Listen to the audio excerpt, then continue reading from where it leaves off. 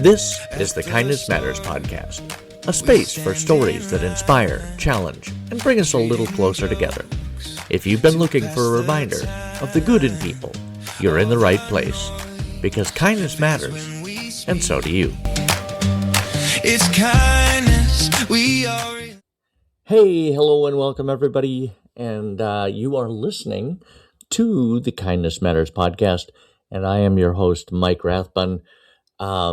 Thank you. I know we all have only a certain number of hours every day, and the fact that you took a portion of one of those hours out of your day to listen to this episode really hits me in the feels, and I appreciate it, and I thank you, and I'm grateful for it.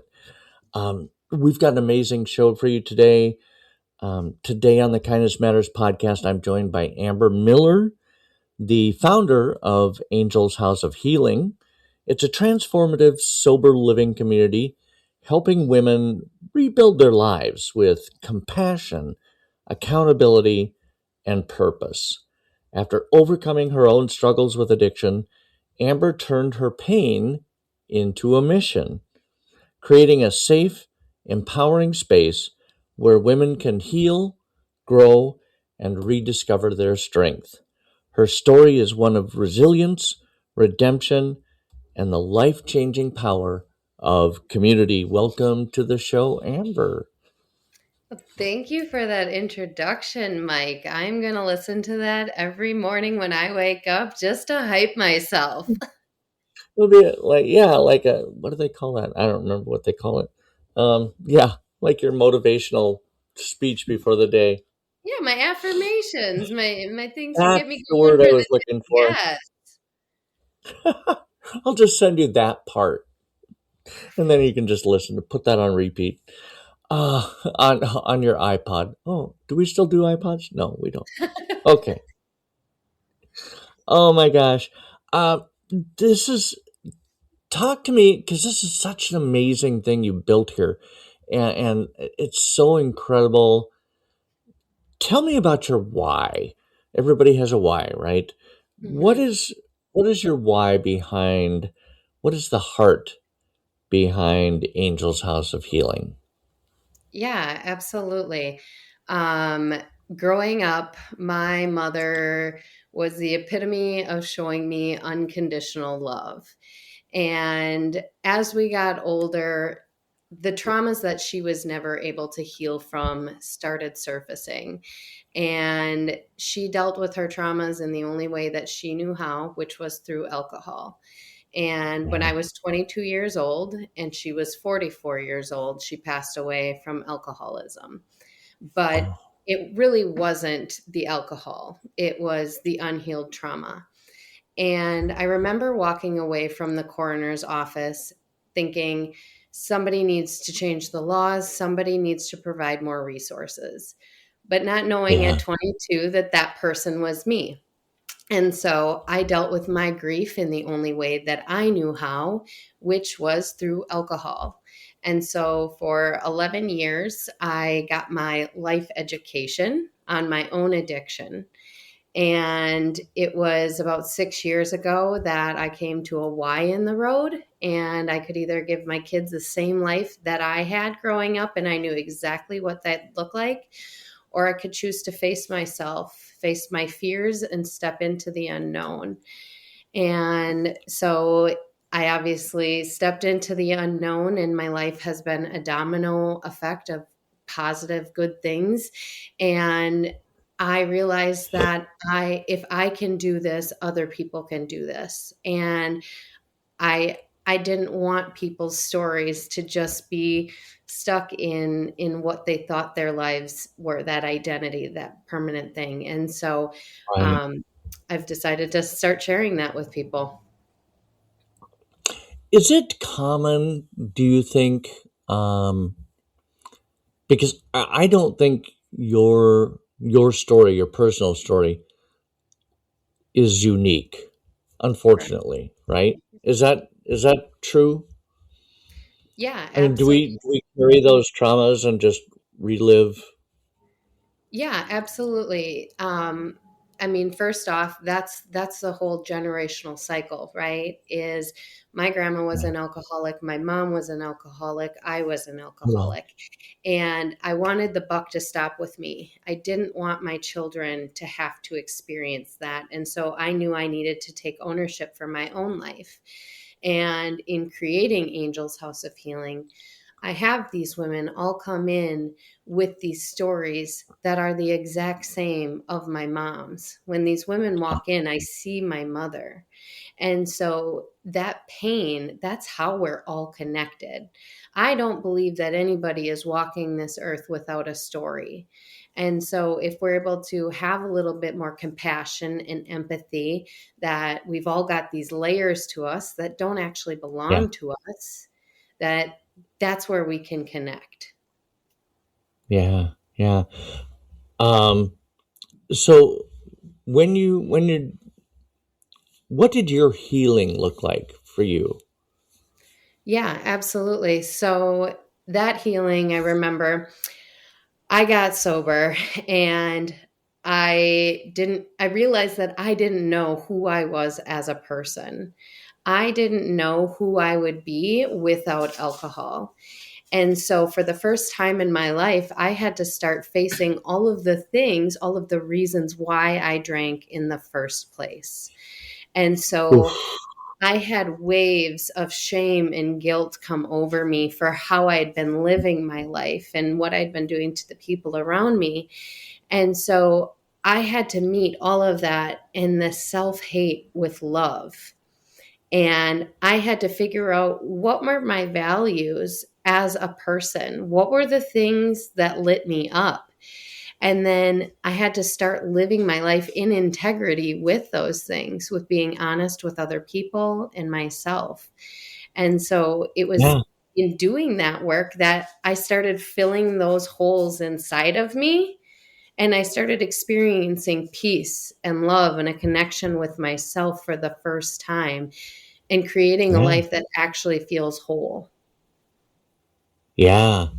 Now, does that model of healing that you use, is that a universal thing? Can you use that on everyone, or does it not work that way? Yeah, I think that everybody's life and their recovery has to be unique and authentic to them. So that Sure. starts with each person facing their own thoughts, their own beliefs, and unlearning some of those things, and then relearning things. And so it's figuring out for each person what lights them up,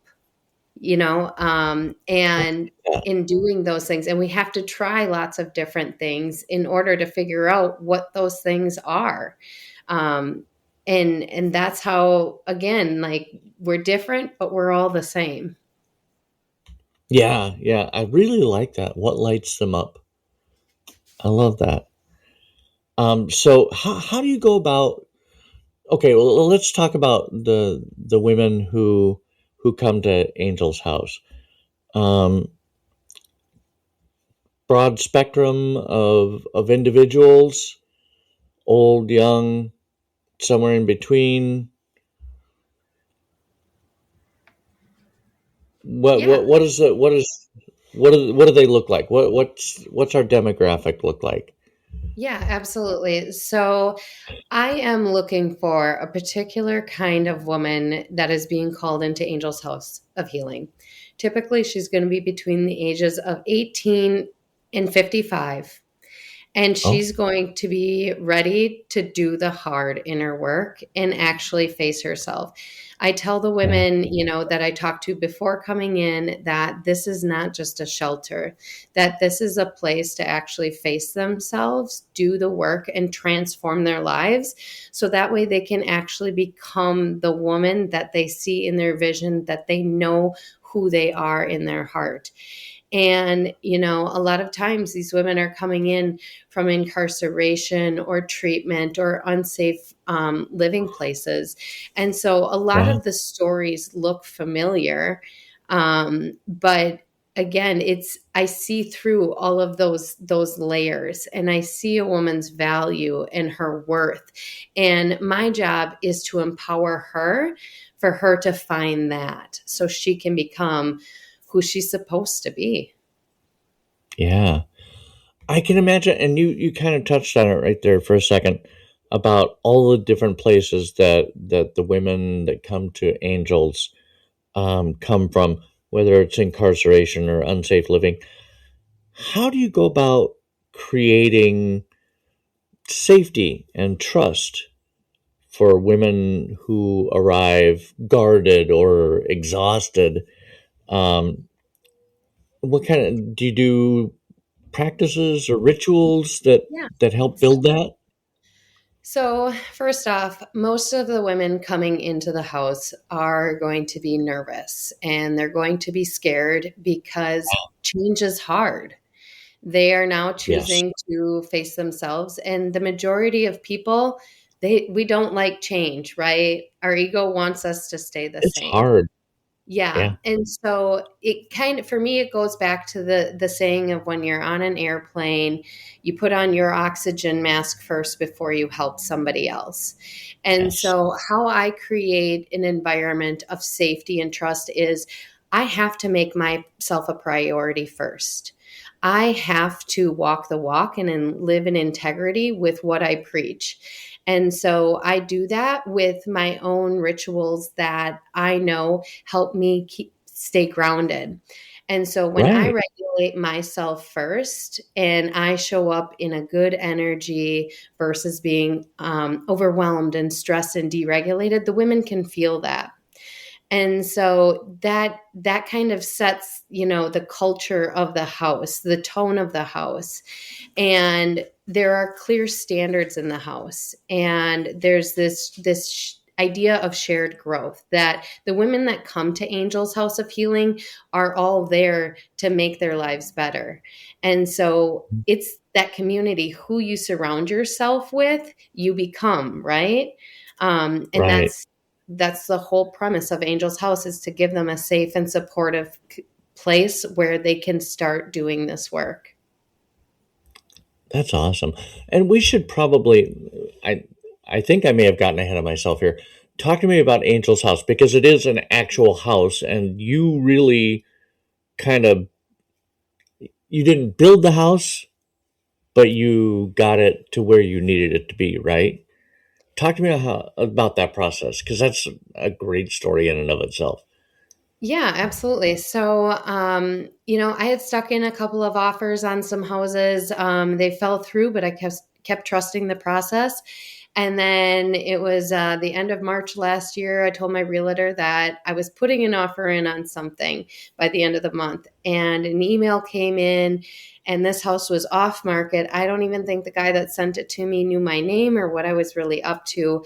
But I was like, okay, I was like, here's the perfect house. All right, God, if you want me to have this house, now show me the money. God did his thing and the money showed up. And in 5 weeks, we flipped this house and Angel's House of Healing opened up. And, I'm building this plane as I go, and it's been a lot of learning. This is not something that you just read in a textbook, and you go to Oh, college. there's no blueprint for that.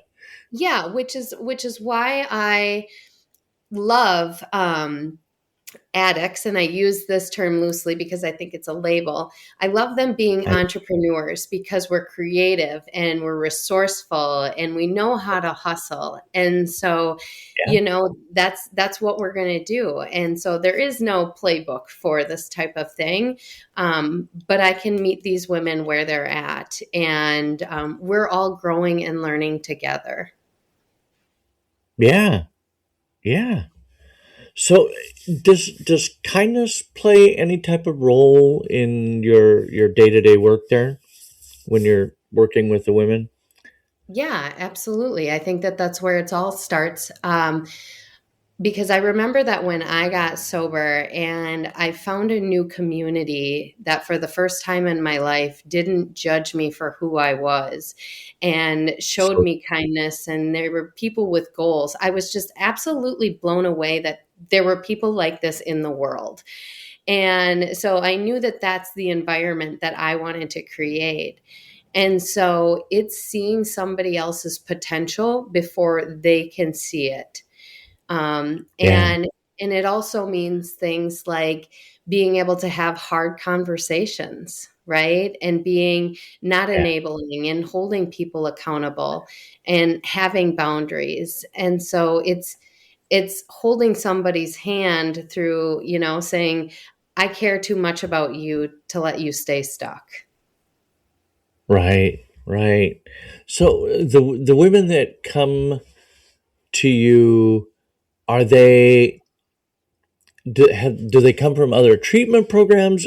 I'm guessing that you would require them to be at a bare minimum detoxed. Yeah. Yeah, so the standard for coming to Angel's House is typically it's women coming out of incarceration or treatment, or unstable living, but I like them to be at least 30 days sober. And they've then kind of started on some of that inner work, getting some of that toxins out of their system. And Yeah, Angel's House of Healing then becomes that transitional living space, because it's hard for women or anybody to go back into the same environment that triggered everything beforehand and be able to heal. And so that's what it's about. And so yeah, they've got to be, 30 days sober and ready to start doing that work. yeah, for sure.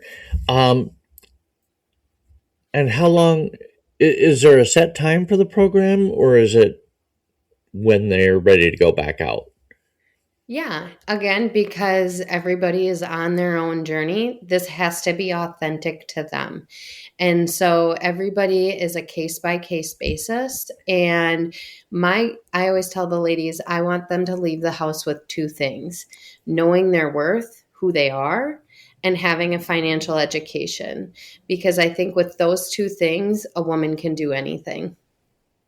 Absolutely. Do you guys have like a financial literacy course as part of the program?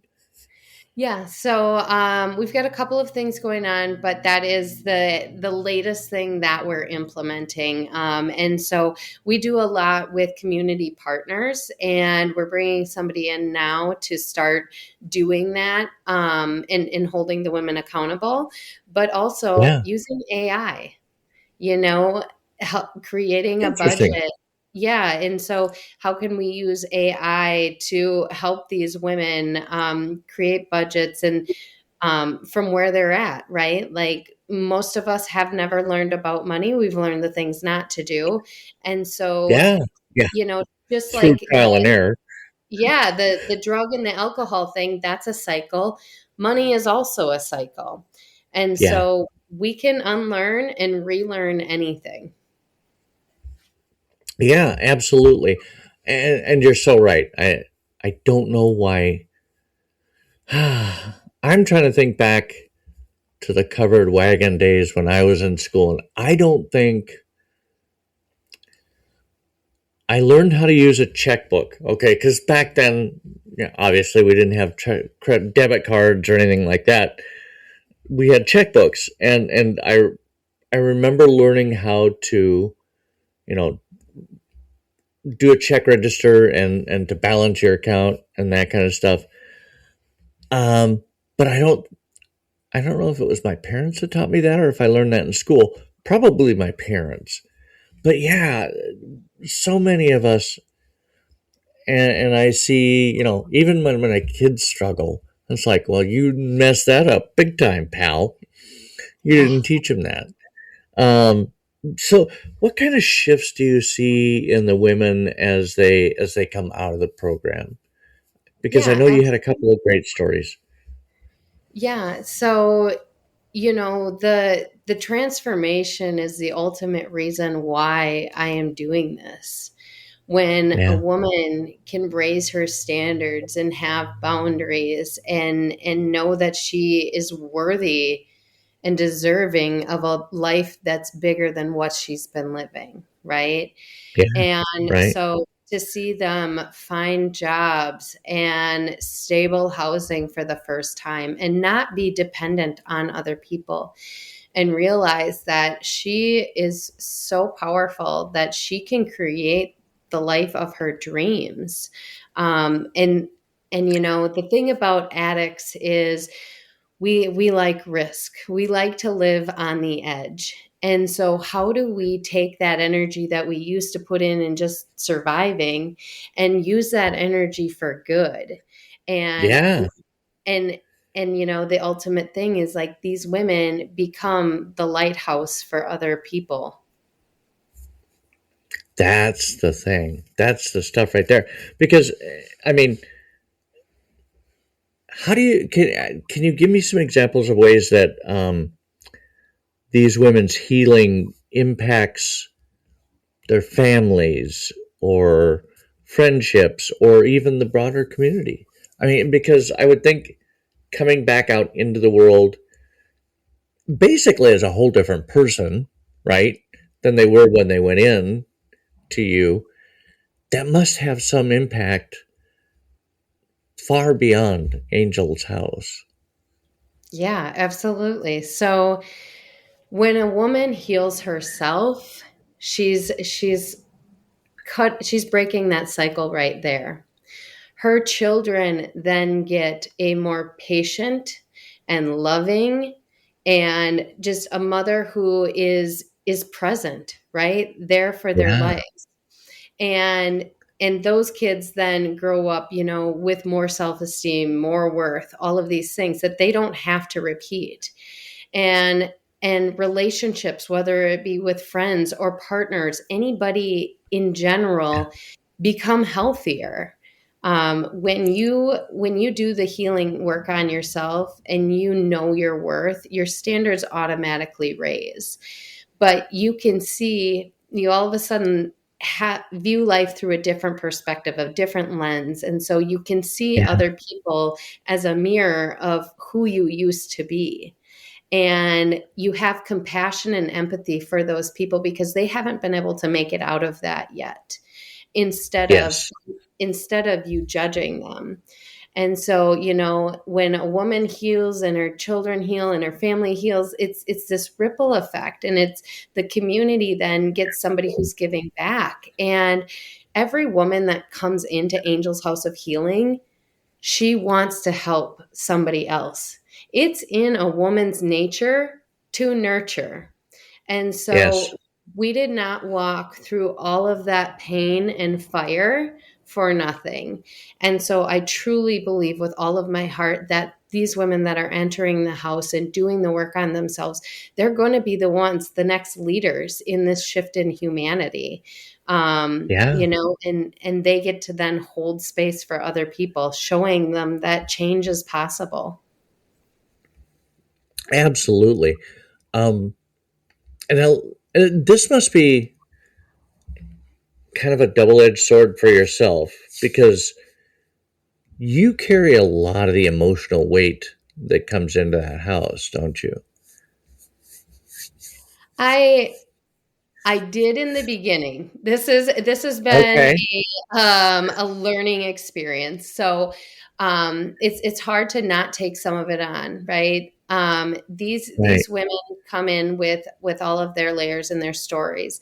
But I also knew that coming into this line of work that I can't be attached to the outcomes on what a woman chooses because we all have free will.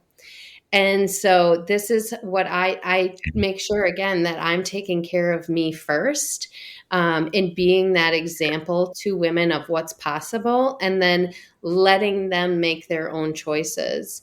And so again, I don't attach myself to their past. I see them at their core for who they are and who they're becoming. yeah, yeah. I would imagine though that every person that comes through there, and they all have probably a very traumatic story. Mhm. And how can that not affect you? Hearing those, I mean, because you're an empathetic person, Yeah. and and I yeah. So you do a good job of protecting yourself as well. Yeah, I don't try and save anybody because that's outside of my control. I hold Right. space for them. I see them and I listen to them and I give them a space to set down those heavy suitcases that they've been carrying with for so long. And of course, it affects me when I hear them say that they started using at 7 years old, that all of these other horrible things that they experienced as children, because they didn't choose that. They didn't start using at 7. And so Mike, it adds a fire to me. This is my fuel to keep doing Yeah. this work. This is the whole purpose. And so I don't have to be all sunshine and rainbows. I can use that feminine rage to make change. Feminine rage. Oh my gosh, that just terrifies me. Just those words. You should Uh, be excited, Mike. Don't be scared. okay. All right. You say so. Yeah. So what gives you hope right now?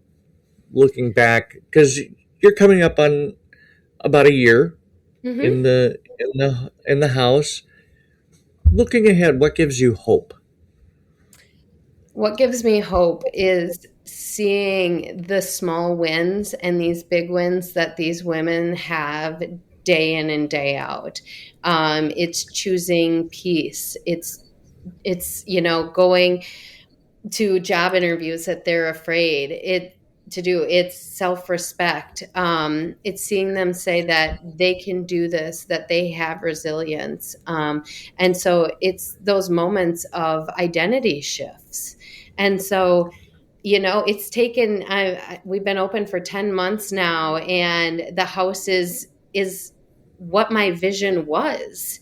It's a safe and supportive and empowering house filled with women that are actually doing the work and changing their lives. And so the fact that I made this into reality absolutely blows my mind. But like I understand what the full mission is, and I'm just going to keep going with this.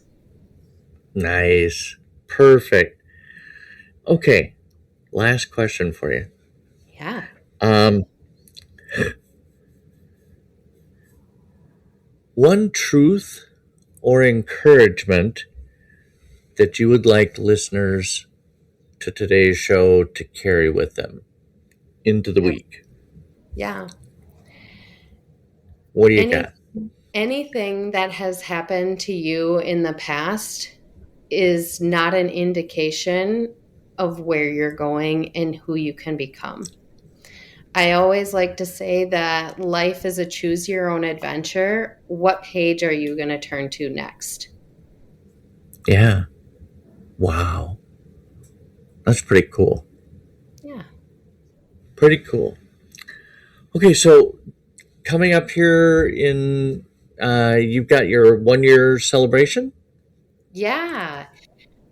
In June, And June 9th, we are celebrating a whole year of Angel's House of Healing being in the flesh. And we're so excited because it's going to be part celebration, part awareness, and part fundraiser. And we've rented this beautiful space right along the Mississippi River in La Crosse, Wisconsin.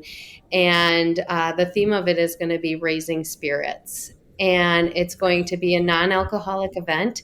I want to give people an elevated experience of what it's like to live in Angel's House of Healing, where we empower you, where we shower you with love and kindness, and show people that there is a different way to live than besides, alcohol and substances.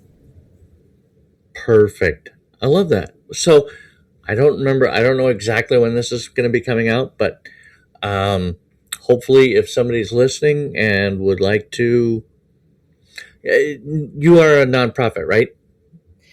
I actually built Angel's House of Healing differently. We run as a for-profit, but partner with a nonprofit to be able to take in donations because I knew I had to build something that was both sustainable and accessible.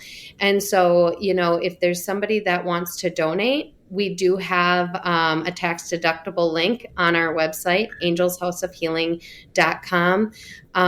We are also open to anybody that feels called to be a part of this mission, like maybe in volunteer work or helping me on the back end. There's so many people, like I don't know anybody that hasn't been affected by addiction. And so there's so many people that feel called to be a part of this and giving people a second chance. And so if that's you, I encourage you to reach out. Our email address is listed on the website. And the website will be linked in the show notes. Amber, thank you so much for coming on today. I really, really appreciate it. You guys you're putting so much good into the world right now. And every heart that you touch is going to go out and touch so many more. And I thank you for that. Well, I appreciate you having me on to just help spread this mission of love and empowering people to find their way back home to themselves. Human first. Thanks so much for hanging out with us for today's episode of the Kindness Matters podcast with my guest, Amber Miller from Angel's House of Healing. I really appreciate you tuning in and being a part of this kindness community.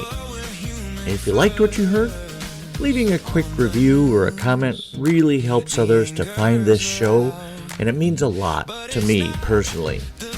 If you want to support the show, if you want to help us keep putting out uplifting, positive stories, there's so many ways you can do that, by the way. You can go to our Buy Me a Coffee page and subscribe or make a one-time donation. You can go to our merch page, or you can even buy my book. All of the links for all of these things, all of these ways to help us grow and keep spreading the kindness are in the show notes. And if you can't support us financially, that's totally okay. The best way you can support this show is to go out and do one random act of kindness for a stranger today. We will be back again next week with another brand new episode. But until then, remember, kindness matters, and so do you.